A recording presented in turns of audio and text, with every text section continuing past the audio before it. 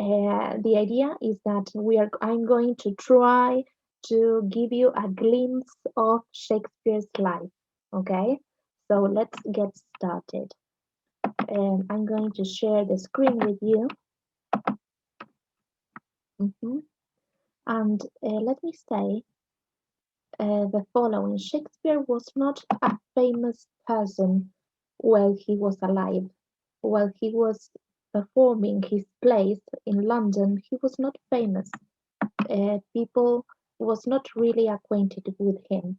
He only became famous after his death. Yes. So who was William Shakespeare? Let's get started. So as he was not a famous person at the time, there is not much information about him. Yes, there are three sources of information from which we can extract some of the knowledge that we have nowadays of William Shakespeare.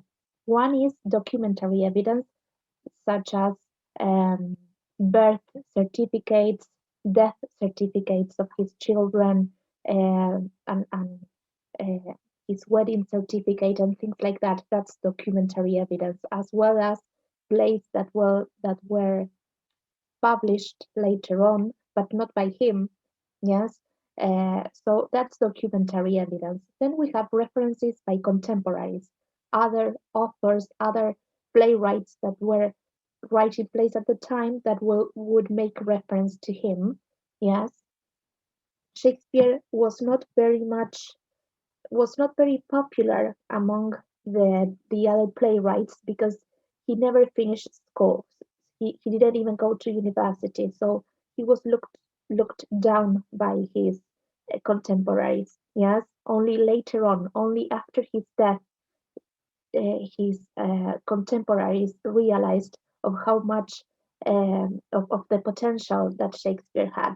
And then we have hearsay gossip.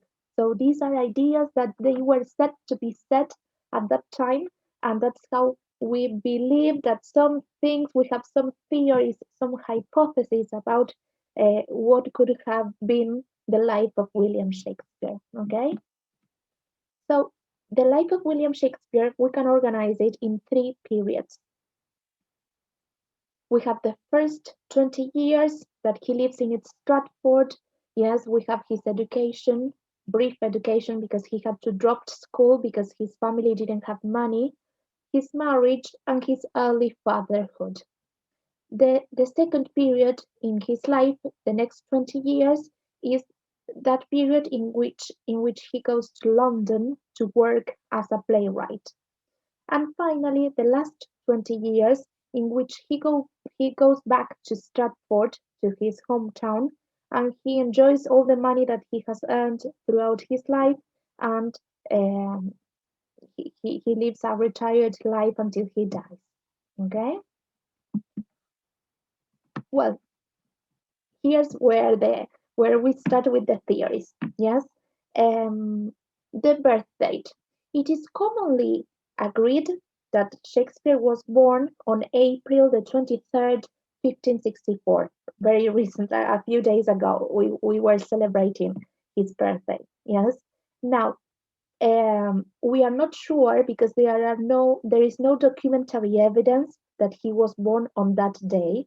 Yes, there are no birth records. Yes, but there are church records because you know that when a baby was born, they would take it to be baptized to church, and he was baptized. Yes, there is a documentary evidence that he was baptized in at Holy Trinity Church in Stratford upon Avon on April the 26th. So the idea is, you know, that as people lived in the countryside, they would have to travel. So they always assumed that if you were baptized on the 26th, then you were born a couple of days before. Yes. Um, so it has been commonly agreed by several scholars that he might have been born on April the 23rd. And this is quite mystical, the choice. It might be connected with the fact that um, he also died on April the 23rd later on. So there is this uh, magical thing about he being born and dying on the same day. Yes. Well, his birthplace was Stratford-upon-Avon, even if nowadays, well, now we can't travel, but if one day we can again, and you ever go to England, Stratford-upon-Avon has it's a beautiful town in England, and it's of course plagued with Shakespeare's uh, memorials and embodiments, and it's you can go to his house, to Mary Arden's house, that was his wife. Yes, so it's amazing. um well, Shakespeare belonged to a middle class family. They weren't rich, they weren't poor, at least for a while.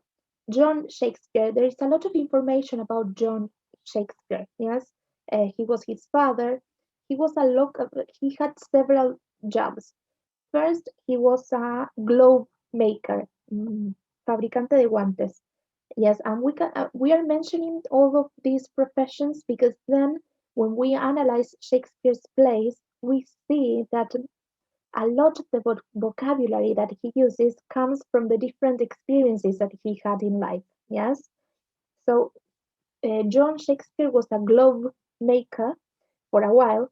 Yes, he was very well known and respected because he had several important positions at the local government. Yes, he was a council member. Then he was the bailiff. That's like the mayor of the town. Yes, and this is very important because bailiffs at that time they were the ones that gave permission to actors to perform plays at the square of their towns because at that time there were no theaters.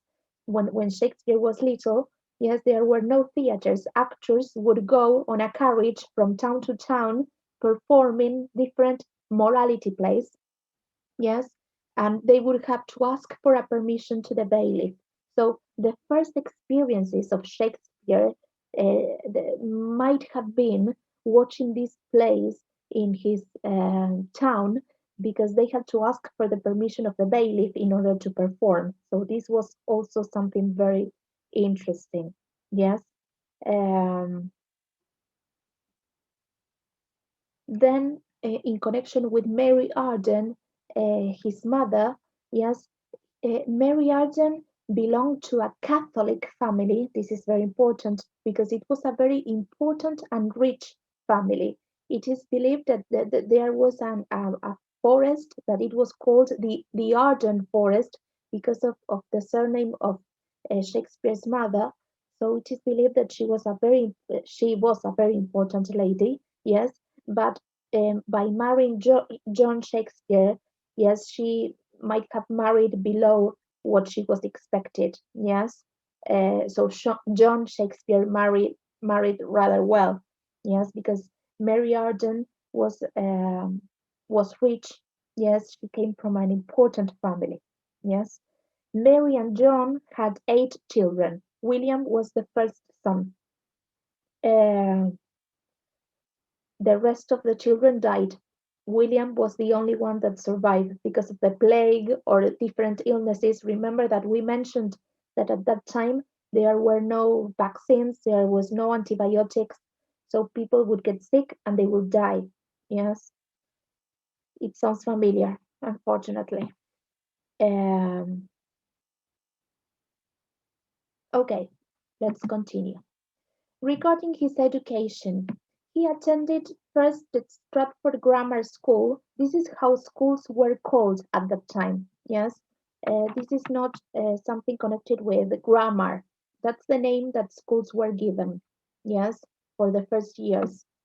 Um, and then he went to the King's New Schools of Stratford-upon-Avon.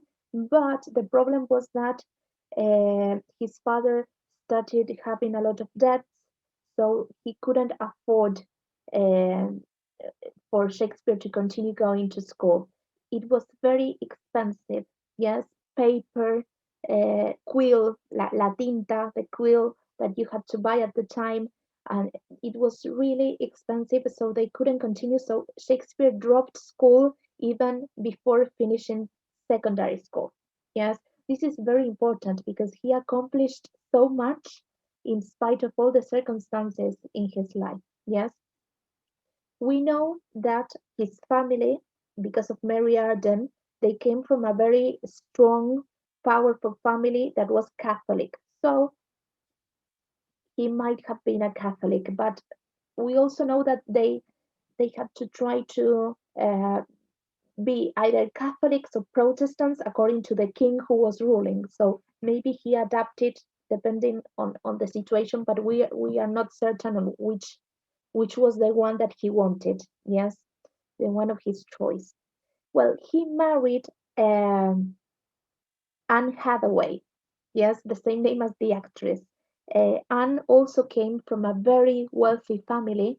Yes, she was older than Shakespeare. They married when Shakespeare was 18 years old and Anne was 26. I know it seems like nothing today, but at that time it was kind of a thing. And they married in a hurry. And a couple of months later, Susanna, their first daughter, was born, so it is believed that she was pregnant when she got married. This might have been, this must have been a huge scandal at that time. Sorry. Okay, that might have been, that was a big scandal for anyone, for any family. Yes. Susanna, they got married in, uh, I thought I had one. I don't remember the year, but they got married, and the next 6 months, uh, Susanna was born. Yes. Then the twins, Hamlet and Judith, were born. Yes. And all of the twins were named after two of the best friends of William Shakespeare. Yes, in 1596, Hamlet died, but we don't know the reason. And Susanna died in 1662. Judith was the only remaining daughter that was with Shakespeare until he died. But this is what happened at that time. You would have children, and most of them would die. Terrible. Yes. Notice the similarity of the names with the names that he uses in his plays, like Hamnet and Hamlet. Okay. Okay, so there is a period of 7 years in the life of William Shakespeare that we know nothing about him. There are no records. He disappears, yes, from the legal from the legal system, yes, and there are several theories on what he might have been doing. These 7 lost years are divided in two periods. The first period goes from 1578 to 1582. And these are the different theories, the different hypotheses that of what could have happened. So he might have helped his father in the family business of glove making. He might have worked as a money lender that at that time that was not a very popular profession. Yes, it, uh, people didn't have a good impression of money lenders, but this is a theory. He might have worked as a soldier, as a law clerk, or as a teacher. And also, he might have been to Italy. We don't know. Yes. These are all theories that scholars have in connection with what happened during these years that he was not, there are no records about his whereabouts. Yes. Then we know that in 1582 he marries Anne Hathaway. In 1583, Susanna is baptized. In 1584, the twins were baptized.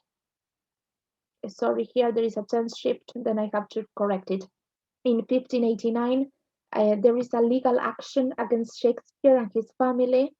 And in 1592, we know that he moves to London. So from A to C, D, these are the theories, the hypothesis of what could have happened in these years in which there are no records of his life. Then we have a short period in which we know this stuff that he married Anne Hathaway, he had two children, there was a legal action against him. then he goes back to London, and then he goes silent again. Oh, no way. Well, I will fix this. Oops. And then I will upload the complete version. Anyway, I have the theories here. Um, the second period of the 7 lost years go from 1585 to 1592. And these are some of the theories of the hypotheses that scholars believed that he could have done during this year. One of the theories is that he might have worked as an attorney. People believe that he worked as an attorney, as a lawyer, because in his place there is a lot of vocabulary, very expert vocabulary connected with legal stuff. There is also another theory that says that he might have had an affair with someone related to the family, so he ran away. Because when he went to London, he left Anne Hathaway, his wife, and his children at home, and he just disappeared. Yes, so it might have been something really serious for him to leave his family behind and just go to London. Yes. Another hypothesis is that he might have offered himself as an actor or playwright so as to become renewed. So maybe he wanted this. He wanted to be an actor. He wanted to start writing plays to see if he could earn some money because they were always they were not in a good position in that sense. Another theory is that he might have offended a sir at that time that was called Sir Thomas Lucy, yes, by poaching animals without permission. Yes, so maybe he was caught because there is a legal action against him that Shakespeare might have been in the field of Sir Thomas Lucy trying to catch an animal. Yes, and in order to avoid punishment or prosecution, he might have left to London and hide, of course. Yes, and also, he might have met the queen, and she might have asked him to be a spy for her. This is all of these are just theories, hypotheses of what could have happened in this period of time in which there are no records. So really, it could be anything. Yes. Okay. So he went to London. There are some important considerations. Yes. The first thing is that London, he must have gone uh, walking from Stratford-upon-Avon to London because he was rather poor, so most probably he didn't have a horse or anything like that. Yes, for transportation. And London was the heart of the country. It was the land of opportunities, but it was also an area that was overpopulated. It was unsafe. Yes, uh, it was unhealthy. We had the bubonic plague and lots of diseases that were killing lots of people. It was polluted. Yes, there were fires and riots, fights. That was part of the everyday life of people who lived in London. And there was a ceaseless motion of people. Yes, there were a lot of foreigners. Yes, so this was life, what life was like in London. Yes. Um, in 1585, he arrived in this London that I have described. He rented a property until he was able to buy it later on in 1613. His death, here we have mentioned something about this. That tradition has it that William Shakespeare died on the same day that he was born, but in 1616. Yes. Uh, Many scholars believe that this is a myth, but well, it's kind of romantic to believe that he was born and he died on the same day, although also tragic.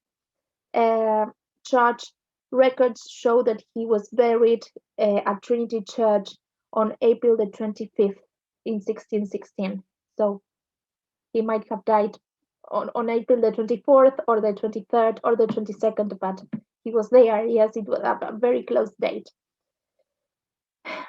What do we have to say about his place? Well, plays that were performed at that time was one of the most important ways of entertainment for the Elizabethan society. It was very cheap for someone to go and watch a play. Anyone could go, yes, and they would last 2 hours, and people would go and watch it because they love them.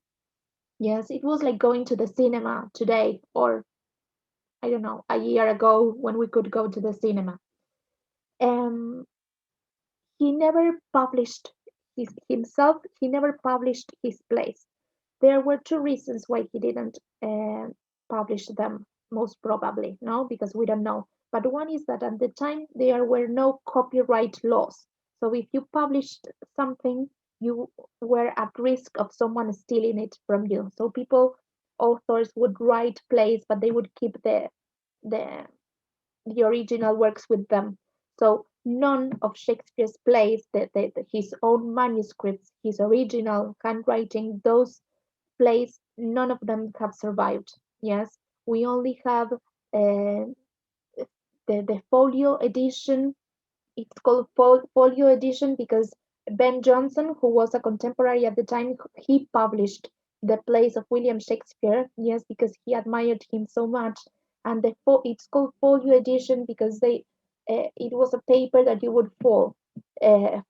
Yes, the folio edition in 4 parts in 1623 it was folded in two, and then the quarter edition it had 8 parts and it was folded in four.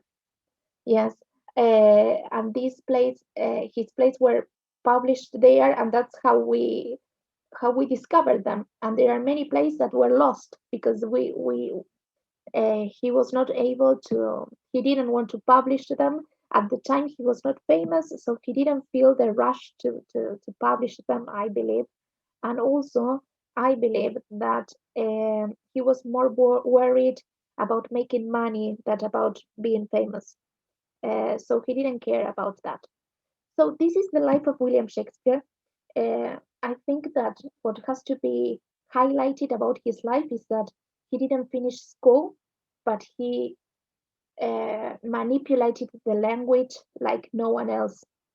Like no one else. All the films, all the TV series that we watch today are more or less based on one of his plays. So the influence that he had over the world is we cannot even reach. We cannot even see how far he will still continue to go. And he was English, so that's the reason why you, as a teacher of English, need to know that William Shakespeare uh, was an amazing author. You will see when we analyze the play he didn't finish school, and this is a pretty good thing. Though it's also negative for us as teachers because we would like everyone to finish school, but it's also a good thing to tell our students and to tell ourselves. And it's not a matter of getting good grades. It's not a matter of finishing school, but it's a matter of how much you love what you want to do, and how much and what is going to stop you from doing that you want to do in your life. Because Shakespeare couldn't go to school because he didn't have the money, but that didn't stop him. So I think his life has also a really nice message that we as teachers should embrace, uh, and we should take uh, his place to our schools, to our classrooms, and share them so that we can keep him alive. Yes. So I hope you have enjoyed this class. Of course, if you have questions, you can ask them to me. Uh, and well, that was it. I really hope you are well wherever you are. Oh, look, I forgot about something. One more thing. I promise you that this is the last thing. At that time, there was something called coat of arms. Every family in England and in Britain would have a coat of arms, that it was eh, como un escudo, un dibujo que pertenecía a la familia con un logo, a motto, we call it in English. Yes, and only rich people could afford this. Yes, there and you could afford it. You didn't have to pay for it. If you belong to a rich family, your family already had one of these coat of arms. But if you didn't belong to a rich family, you would have to. There was a place. let me move this, called the College of Heralds, and they were in the business of hiding your real history and making up uh, a, a, a sort of connection between you and an important relative in the past that was rich so that you could have your own coat of arms. Yes, of course, you would have to pay them for this. Yes, John Shakespeare, Shakespeare's father, he tried to have a coat of arms for his family. He started to pay it, but then he couldn't afford it because he started having a lot of debts. So when Shakespeare grew up and he had money because of the plays that he was writing and performing, yes, he decided to uh, buy his own coat of arms for his family. Yes, this was really expensive. Yes, so Shakespeare chose this drawing, and the here we read non sans droit, which means not without right. Here, maybe I'm going to read this for you. William was well aware of the social shame that implied being an actor, having debts, and belonging to the low class. And that's why maybe he came up with this motto, yes, which is half defiant, half defensive, not without right, meaning my family also deserves to be a privileged family, a rich family, yes. And this is funny because then in one of the plays from the contemporaries, you know how, sorry that I always bring Taylor Swift, but Taylor Swift is famous for writing songs about her exes, you know, and maybe she writes a song and one of her exes writes then a song, and it's like they are having a conversation between songs. So at that time, the same happened, but between plays, and actors would tell or perform, playwrights would uh, maybe have a conversation or joke about each other in this place. And Ben Jonson, the one that published the plays by Shakespeare when he died, he wrote in a play, in a comedy, he made fun of uh, of this kind of coat of arms, and it was a coat of arms of a family that instead of saying not without right, it would say not without mustard. And of course, they made a lot of fun of that. And we believe that there was a sort of internal joke between Ben Jonson and Shakespeare at the time. So I thought that this was an interesting thing to be mentioned. I hope you have enjoyed it. So this was it for my presentation. I promise. Look, there is nothing else. A ver. Yeah, you see, nothing else. Um, I really hope you have enjoyed this very brief presentation about Shakespeare's life. We will continue talking about him. This is just a glimpse. And of course, let me know if you have any questions about it. Bye.